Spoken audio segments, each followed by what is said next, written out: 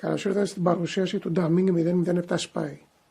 Το συγκεκριμένο τετρακόπτερο είναι ένα παιχνίδι το οποίο προορίζεται τόσο για αρχάριους αλλά και για προχωρημένους που θέλουν να εξασκούνται. Είναι μια πλατφόρμα 7,4 V με μοτέρ τα οποία είναι direct drive, δηλαδή δεν υπάρχει γρανάζι που μεταδίδει την κίνηση από το μοτέρ στους έλικες. Το συγκεκριμένο διαθέτει επίσης και μια κάμερα 2 MP που τραβάει αρκετά καλό βίντεο HD και φωτογραφίες. Όπως βλέπετε είναι η μαύρη έκδοση. Και θα ήθελα να ευχαριστήσω τον gearbest.com για την αποστολή του. Πάμε να κάνουμε το unboxing. Μέσα σε ένα αρκετά προσεγμένο κουτί, θα έλεγα, από θέμα ασφάλειας και προστασίας, βρίσκουμε τα εξής. Το τετρακόπτερο ασφαλώς, μαζί με την κάμερα τοποθετημένη, το χειριστήριο, ένα κουτί με τα αξεσουάρ του τετρακόπτερου και φυσικά το εγχειρίδιο χρήσης, το οποίο είναι λιτό αλλά κατανοητό. Πάμε να τα δούμε ένα-ένα. Όπως βλέπουμε, το Daming 007 είναι ένα σχετικά έτσι ενδιαφέρον σε εμφάνιση τετρακόπτερο. Έχει, ειδικά στο μαύρο χρώμα, δείχνει έτσι πολύ άγριο. Σαν ποιότητα κατασκευής είναι αρκετά καλή, δηλαδή έχουν χρησιμοποιηθεί αρκετά καλά πλαστικά. Έχει μία ματ υφή, η οποία το κάνει έτσι πιο ευχάριστο, να το πω, στην αφή, αν και σε πτώσεις πιθανότατα να λερώνεται πιο εύκολα από ένα απλό πλαστικό.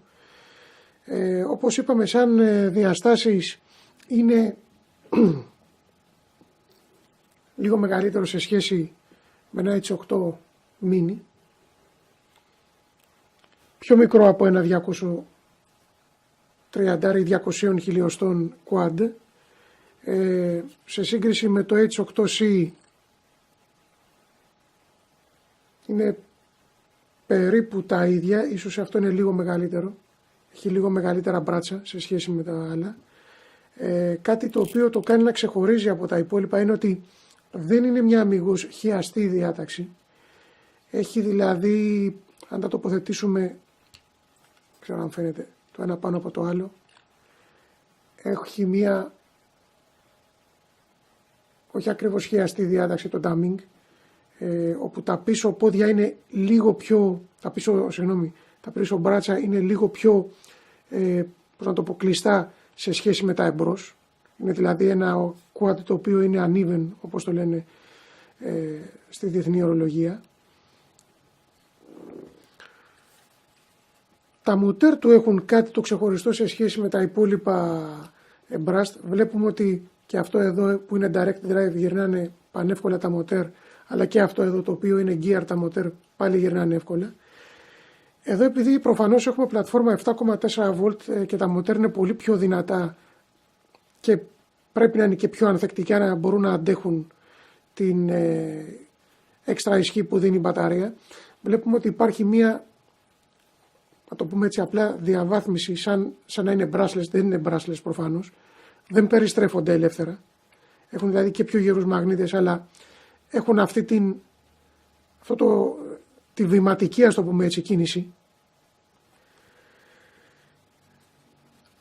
Κάτι άλλο που έχει χαρακτηριστικό το συγκεκριμένο τετρακόπτερο, εκτός από την πλατφόρμα των 7,4 V, δηλαδή είναι μια μπαταρία 2S, είναι η παντελής απουσία LED στα μπράτσα. Αυτό ίσως δυσκολέψει λίγο τους αρχάριους οι οποίοι μαθαίνουν προσανατολισμό. Βεβαίως έχει μια συστοιχεία LED στο εμπρός και στο πίσω μέρος με διαφορετικό χρώμα. Μάλιστα τα LED τα οποία έχει εδώ κάνουν και κάποια, έτσι ας το πούμε, φε, για να μας υποδηλώσουν τη λειτουργία, τέλος πάντων, που εκτελεί εκείνη τη στιγμή το αεροσκάφος.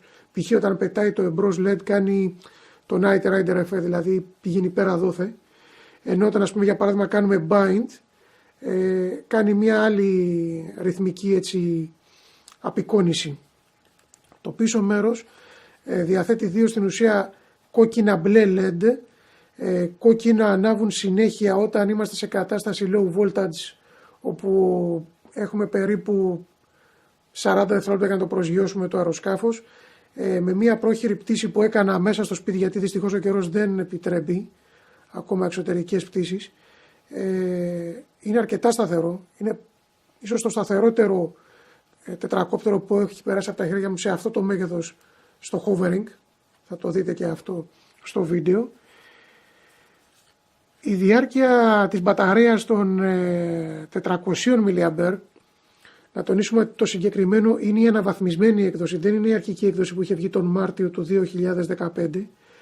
Η αναβαθμίση που έχει είναι ότι η μπαταρία είναι από 350 mAh στα 400 mAh πλέον, πάντα 2 κυψελών μπαταρία.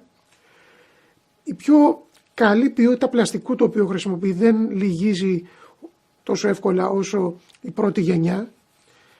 Τα πόδια φεύγουν επίσης εύκολα χωρίς βίδες, ώστε αν θέλουμε να μπορούμε να το κάνουμε πιο σπορ. Το ίδιο ισχύει και για την κάμερα, η οποία ξεβιδώνοντας 2 βίδες κάτω από το καπάκι όπου βρίσκεται βιδωμένη, μπορεί να αφαιρεθεί και αυτή, ώστε να εξοικονομήσουμε περισσότερο χρόνο πτήσης. Οι προστασίες οι οποίες έχει στους έλικες μπορούν να αφαιρεθούν ξεβιδώνοντας αυτήν εδώ τη βίδα, δεν ξέρω αν φαίνεται, στο κάθε σημείο.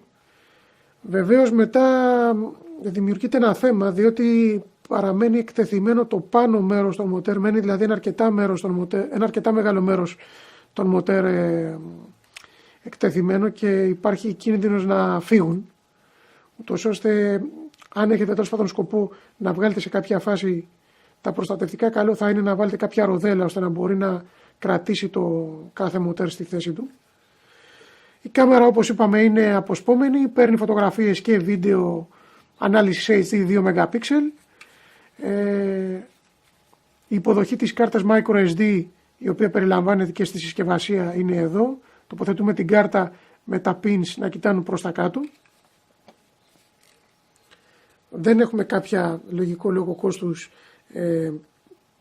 κίνηση της κάμερας, δηλαδή να μπορούμε να ρυθμίσουμε το φακό ώστε να βλέπει πιο πάνω ή πιο κάτω. Βεβαίως μπορούμε εδώ, αν ξεβιδώσουμε τις πίσω βίδες και βάλουμε ένα μικρό φελιζόλ ώστε να μπορεί να τη σηκώσει λίγο πιο πάνω, να δώσουμε μια πιο μεγαλύτερη κλίση, διότι εντάξει, όταν το τετρακόπτερο πετάει και επειδή έχει σχετικά μεγάλο angle of attack, βήμα επίθεσης, ας το πούμε, δηλαδή παίρνει αρκετά μεγάλη κλίση, ειδικά στο high mode, θα βλέπετε το έδαφος. Βεβαίως σε normal λειτουργία δεν έχει τα προβλήματα που έχει το H8C, δηλαδή βλέπετε κανονικά πρόσωπα και ανθρώπους τέλος πάντων στο ύψος το οποίο πετάει. Τι άλλο μπορούμε να πούμε. Οι έλικες, όπως είπαμε, είναι direct drive, απομακρύνονται έτσι λίγο σφιχτά βέβαια από εδώ, θα λίγη προσπάθεια να τη βγάλεις, αλλά δεν έχει κάτι άλλο που να τις εμποδίζει. Ο χρόνος πτήσης, ξέχασα να πω, είναι ότι σε αυτήν εδώ τη διαμόρφωση, δηλαδή με τα πόδια, με όλα επάνω, είναι περίπου 5,5 με 6 λεπτά με το ζόρι. Εάν πετάμε λογικά, εάν πετάμε σε περιβάλλον το οποίο έχουμε πολλές αεροδυναμικές αντιστάσεις, όπως ας πούμε για παράδειγμα μια ημέρα όπου έχει πολύ αέρα, ο χρόνος αναμένεται να μειωθεί κι άλλο, λόγω ακριβώς της προσπάθειας που καταβάλει να αντιμετωπίσει τον αέρα. Δεν έχει όμως τα προβλήματα αντιμετώπισης του ανέμου όπως έχει το H8C, αν και στις οδηγίες αναφέρουν ρητά, αν θυμάμαι καλά, ότι καλό είναι να μην κάνουμε πτήσεις, ναι, εδώ, κάτω από 4 βαθμούς προφανώς, κάτω από 4 μποφόρ, να κάνουμε μάλλον, πτήσεις σε ανέμους μέχρι 4 μποφόρ. Το άλλο τμήμα το οποίο περιλαμβάνει η συσκευασία είναι το χειριστήριο. Είναι ένα αρκετά καλό χειριστήριο με LCD οθόνη.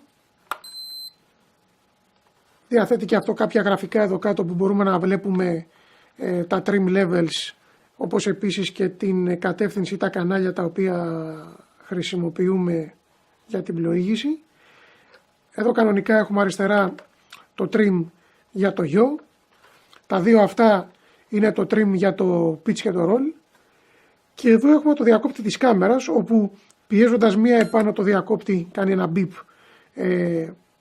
ξεκινάει, μάλλον παίρνει μια φωτογραφία, πηγαίνοντας μια φορά κάτω, ξεκινάει την εγγραφή του βίντεο και αντίστοιχα σταματάει η εγγραφή του βίντεο.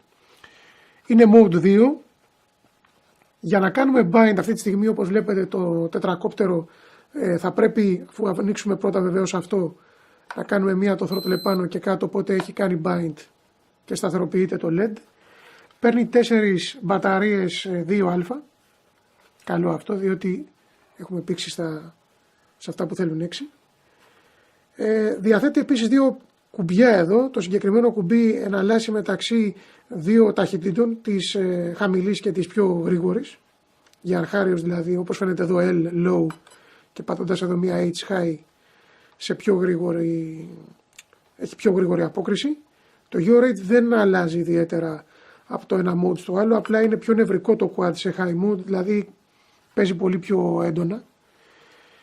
Και εδώ έχουμε κλασικά το κουμπί για flip, που πατώντας το μία φορά αρχίζει και αναβοσβήνει η ένδειξη και περιμένει με το pitch stick να το καθορίσουμε προς τα που θα κάνει flip, έτσι ή έτσι.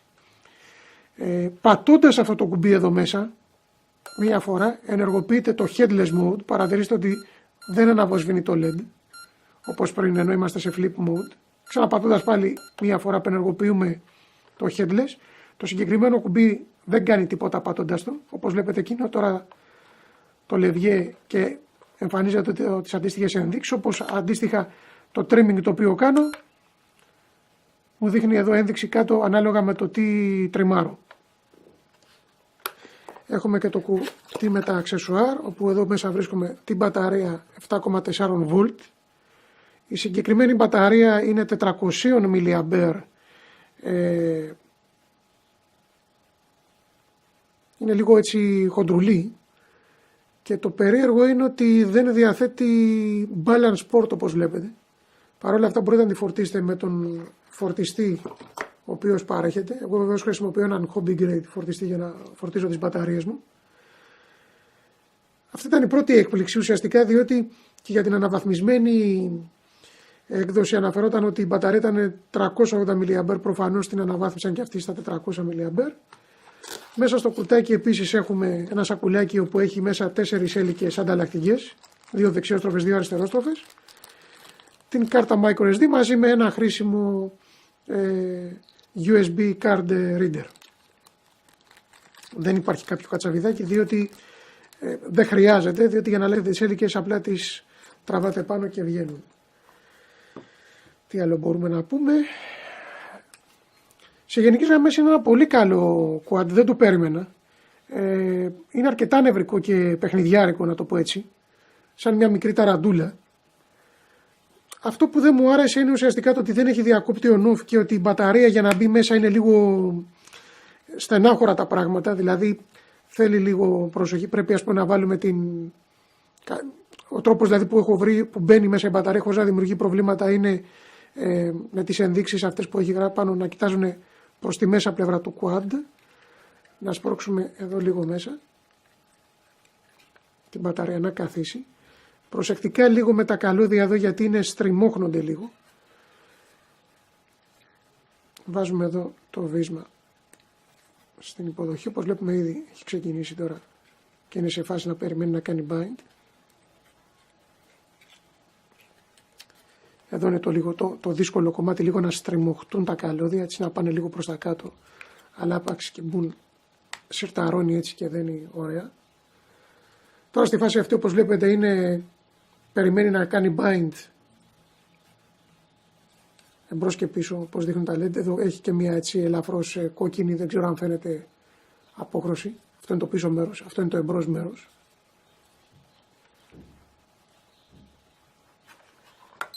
Ξεκινάμε το τέτοιο, κάνουμε bind.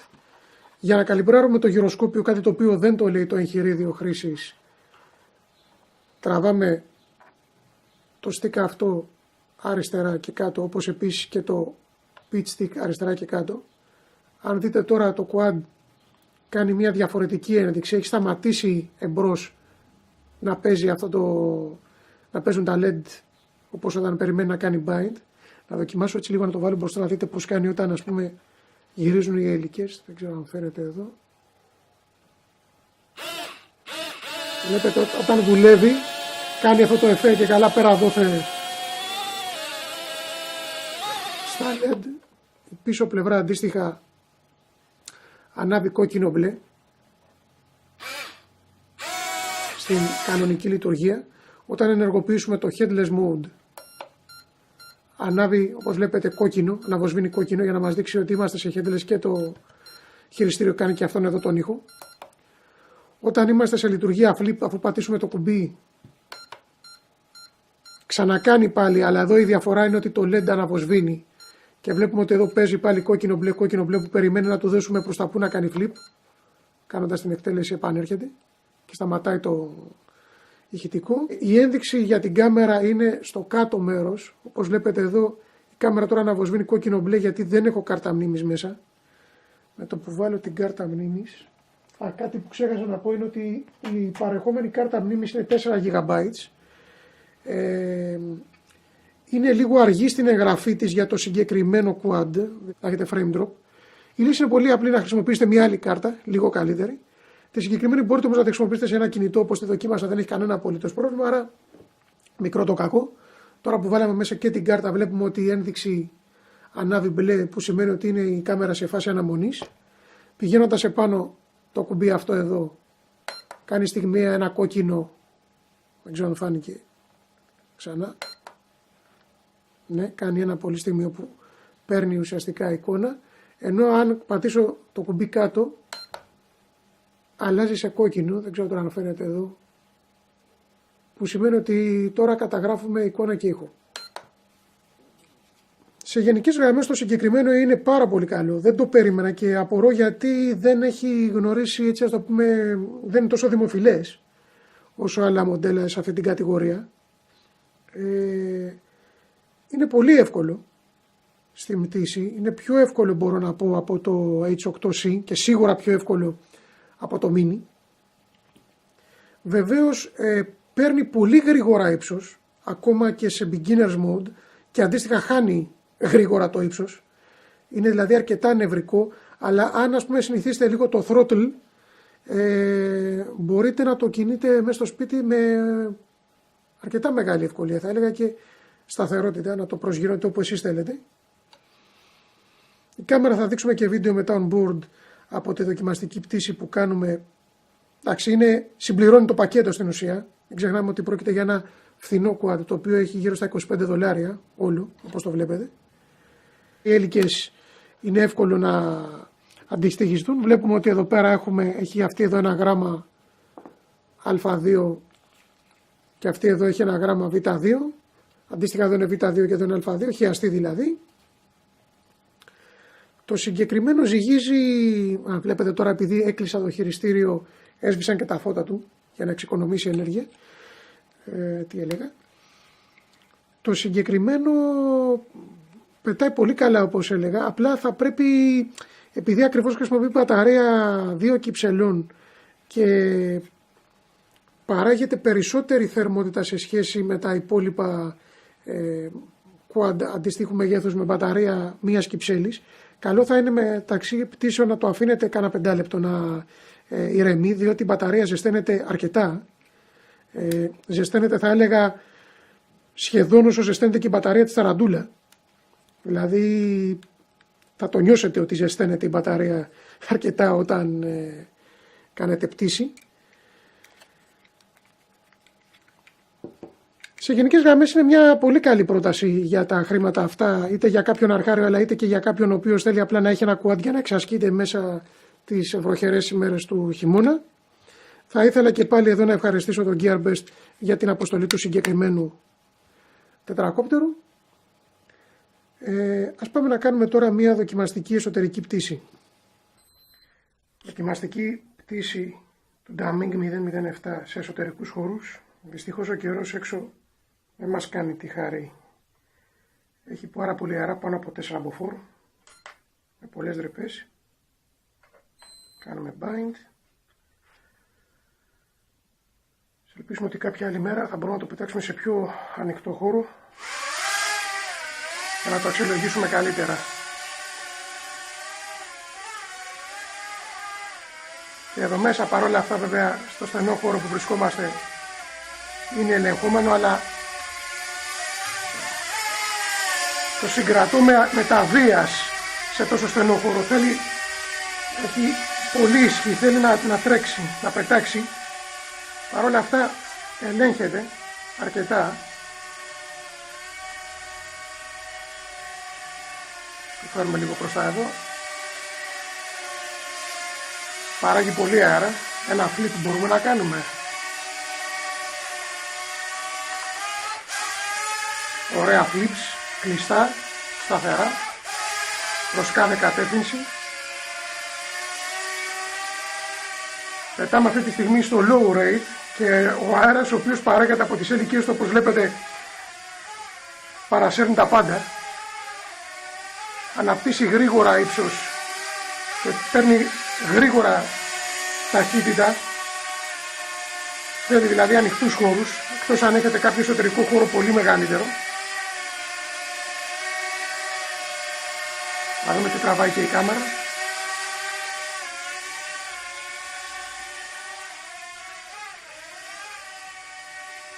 Συγχωρέστε με που πηγαίνω τόσο αργά, αλλά δεν θέλω να κάνω και κάποια ζημιά.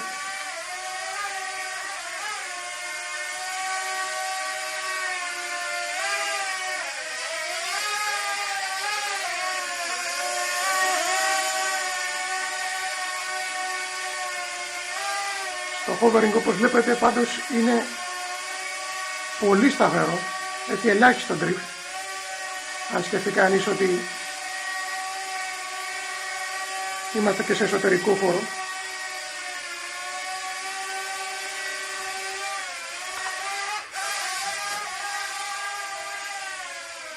Ανθεκτικός προς κρούσεις, αν και αυτό δεν ήταν τίποτα σε σχέση με την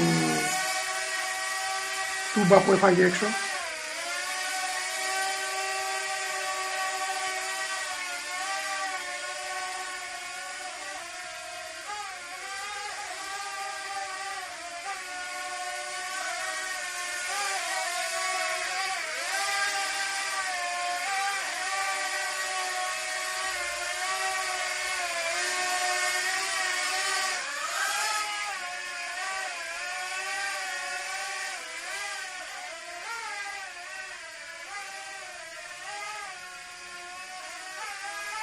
Προσεκτικά να μην κάνουμε και κάποια ζημιά.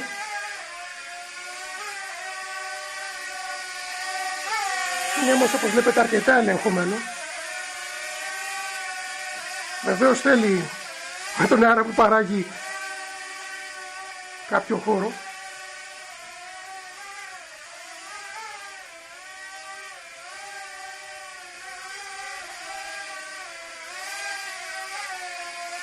Θέλει ανοιχτό χώρο για να πετάξει και να μην έχει αέρα πάνω από 4 μποφόρ. Συμβαίνουν αυτά στους εσωτερικούς χώρους όταν πετάει κανείς. Παρ' όλα αυτά, όπως βλέπουμε, δεν έχει πάθει το παραμικρό. Πτήση του DM007.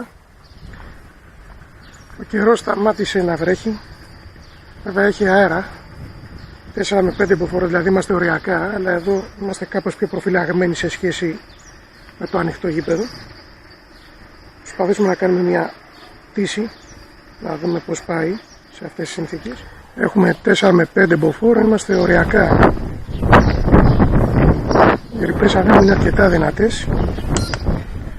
Προσπαθήσουμε να κάνουμε μια πτήση σε αυτές τις συνθήκες.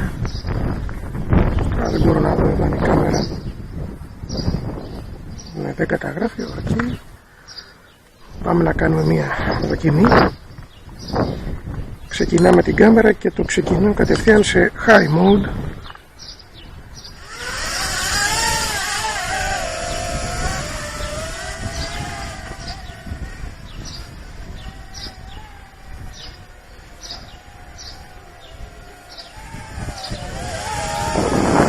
Αρκετά νευρικό. Παίρνει εύκολα ύψος βέβαια σε αυτές τις συνθήκες, το οποίο σημαίνει ότι πρέπει να το ελέγχετε, να είστε σε επιφυλακή, διότι όσο γρήγορα παίρνει ύψος, αλλά τόσο γρήγορα χάνει και το ύψος.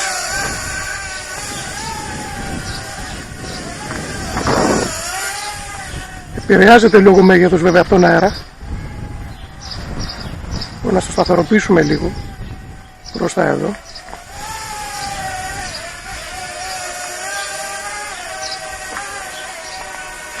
Ο αέρας από ό,τι βλέπω δυναμώνει πάλι. Στο φέρουμε λίγο πιο κάτω γιατί το παρασέρνει. Να μην χτυπήσουμε σε κάποιο αυτοκίνητο.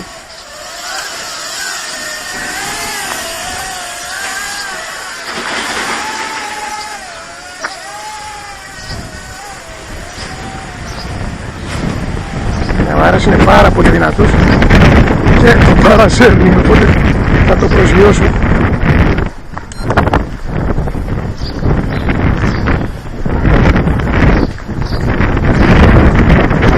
Είναι όμως αρκετά ανθεκτικό και όπως βλέπετε δεν παθαίνει κάτι. Προσγειώθηκε ομαλά. Αυτή ήταν η παρουσίαση του Deaming 007 Spy. Όπως είδατε και από την πτήση, δυστυχώς ο καιρός δεν μας επέτρεψε να το πετάξουμε σε πιο καλές συνθήκες. Ελπίζω όταν βελτιωθεί ο καιρός και κοπάσουν οι άνεμοι να ξανακάνω μια πτήση αυτή τη φορά στο γήπεδο για να μπορούμε να το δούμε πόσο καλά πάει. Να τονίσω κλείνοντας την παρουσίαση είναι ότι η μπαταρία του ζεσταίνεται αρκετά. Ζεσταίνεται περίπου όσο και τη Ταραντούλα, ακριβώς επειδή δίνει πολύ ισχύ στα μοτέρ. Σας ευχαριστώ πάρα πολύ που το παρακολουθήσατε. Παρακαλώ πολύ, αν σας άρεσε το βίντεο, γραφτείτε στο κανάλι και ελπίζω να τα ξαναπούμε σύντομα. Γεια σας.